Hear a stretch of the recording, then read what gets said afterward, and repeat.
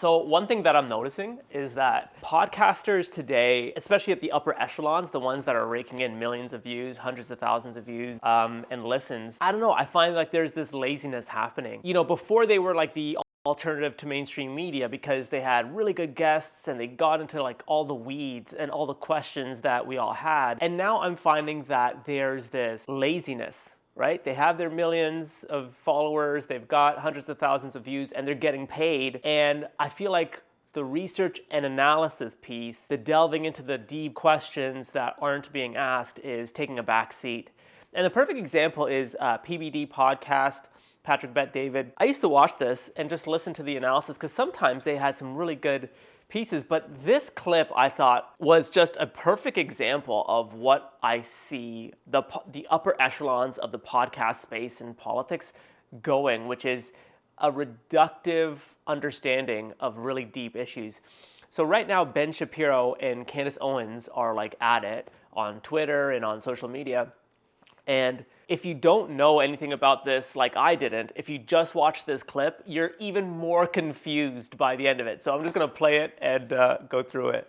I say we start off with, if you have the Ben Shapiro clip, let's start off with that first on what happened with Daily Wire. This clip was shown. It was going viral on Twitter. And then there was a tweet from Candace Owens. And then I'll let you read the whole thing and then we can have the conversation about it. Go ahead and play this clip. PBD should have said instead, you know, Candace Owens has made some comments about Ben Shapiro's take on the war or vice versa. Here's what they've both said. Boom, end of story. But that was just so confusing. Yes, the question was about Candace Owens. I think her behavior during this has been disgraceful. Without a doubt. I think it's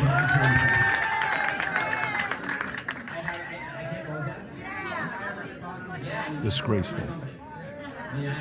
Look at the girl's face on the bottom right. I think that her faux sophistication on these particular issues has been ridiculous. It's not faux sophistication. I don't understand that clip at all. It just didn't make any sense. And what's he referring to, Pat? Like, what did Candace just actually... the position she's taking. And now, if you want to, Rob, if you want to go to the tweet, that it's easy to find. If you just go to one of the Twitter accounts, and you go all the way to the top, you'll see the exchange between both of them.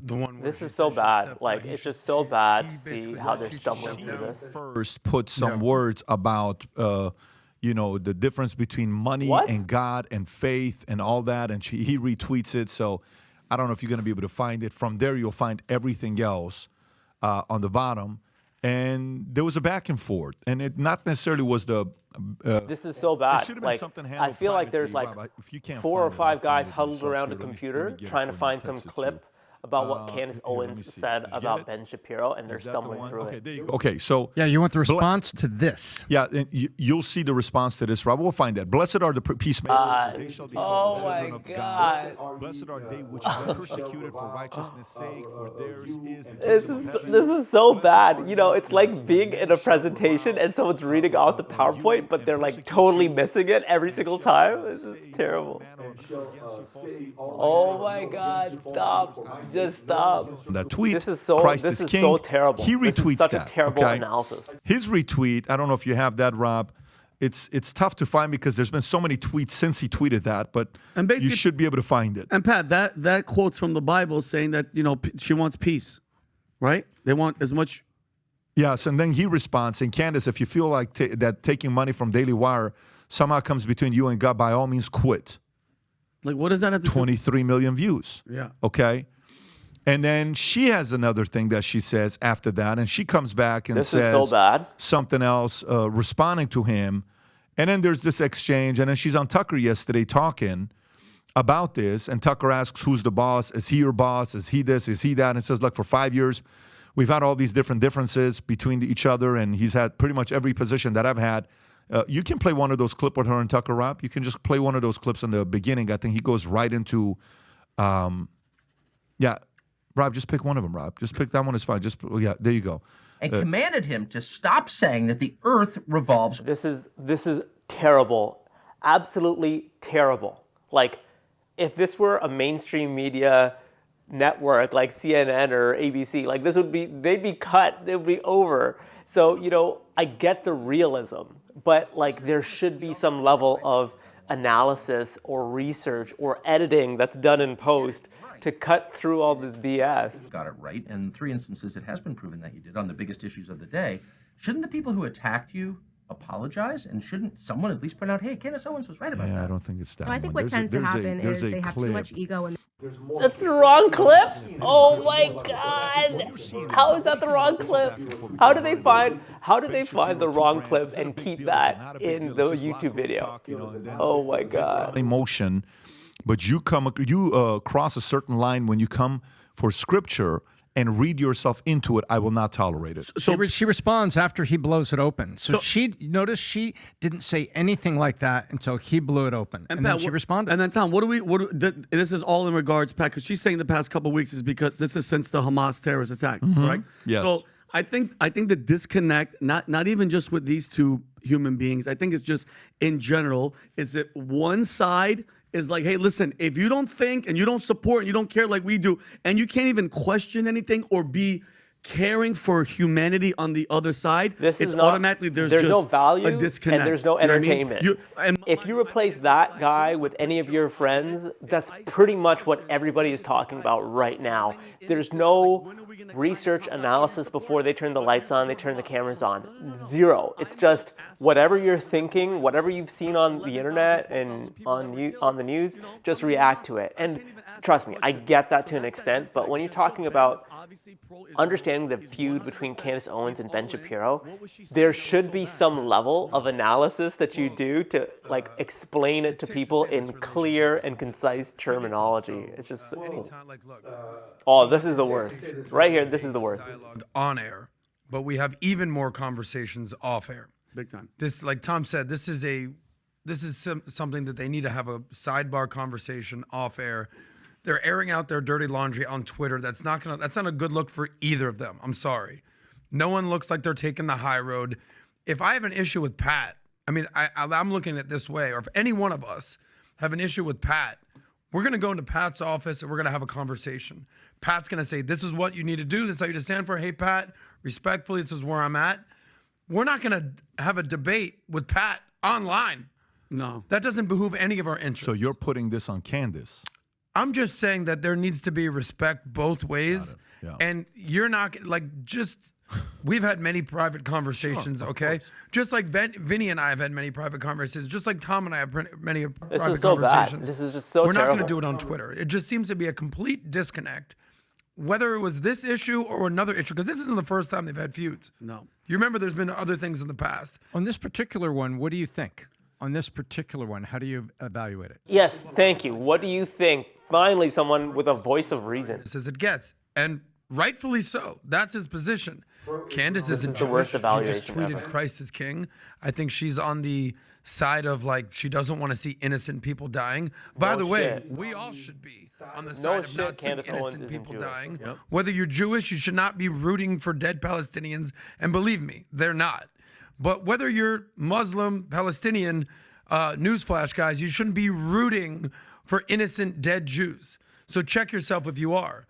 But it seems like she's the side of can we just kind of figure this out so dead people won't die? And I think that's a fair point. This is such an insult to so many of us who are actually wanting educated opinions. To the man's earlier point, what's your evaluation? This man said, well, you shouldn't be against innocents dying. That is the most shittiest analysis of the Middle Eastern conflict right now. That is the shittiest analysis. And the fact that this clip has over almost 1 million views just boggles my mind. No one on this entire panel has explained in clear terms what the feud between Ben Shapiro and Candace Owens is about at all, at a high level. What they should have done, again, this is me, armchair quarterback, right? This is what I would do. First, I would say, let's clearly understand Ben Shapiro's perspective on the war. Yes, he's pro-Israel, but let's point to some specific things he said that Candace Owens has accused him of, right? He has a very strong perspective. Ben has, at his talk at Oxford, he said that, the IDF should go in and kill as many civilians, or like he doesn't want any civilians dead, but knowing that Hamas uses hospitals and schools and all that as shelter and as bases, it's the unfortunate reality that to rid the world of these terrorists, you have to kill civilians, sadly, along the way. And, that to me there should be a discussion on the panel about the morality behind that, because Hamas is this unconventional enemy. And then the counter to that would be, well, what is Candace Owens bringing up? Is she bringing up the 12,000 innocent civilians dead? Okay, what are some of those limitations knowing Hamas's strategy? And then, to be honest, there should be a discussion of what value is this really adding, right? Like, what is this really adding to the discussion? And to be honest, I think Candace Owens and Ben Shapiro both know what they're doing.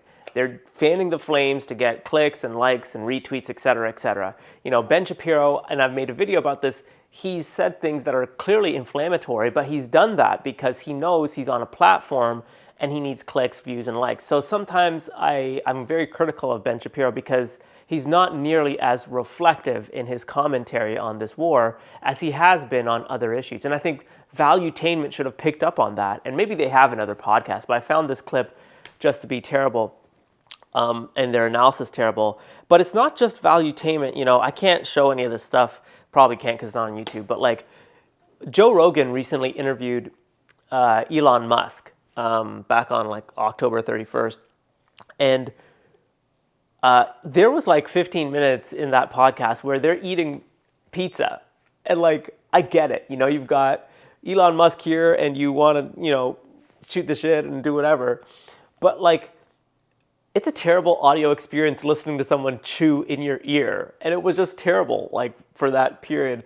And I've noticed with Joe Rogan, when he has Elon Musk on, yes, they talk about some really cool things like Starlink and Tesla and the future of Tesla and the Cybertruck and the Roadster and all these really cool gadgets and tech that is coming out.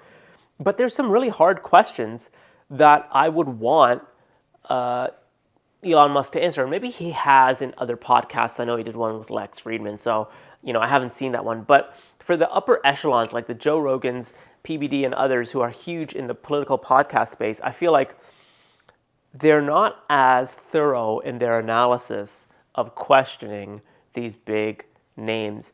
And maybe it's because they know that if they were to ask Elon Musk these tough questions, who's going to listen to that? You know, like me and like the nerds that really want answers.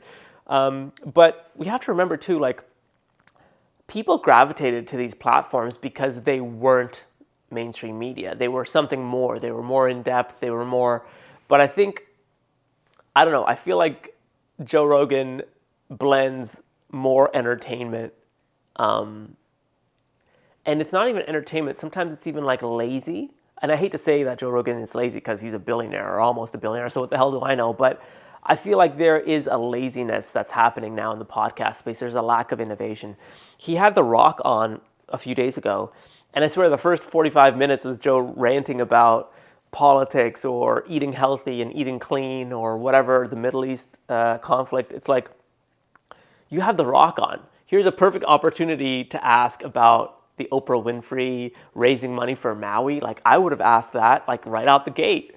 But maybe, and again, maybe this is just me, but you know, maybe they're people like The Rock's people and Elon Musk's people have like, don't ask about Tesla in China. Don't ask about non-unionized workers. Don't ask about Oprah and Maui and raising money there. Like, that's very much a real possibility. And if that's the case, then I feel like the upper echelons of our podcasting world are becoming extensions. And this is a crazy statement. They're becoming extensions of mainstream media.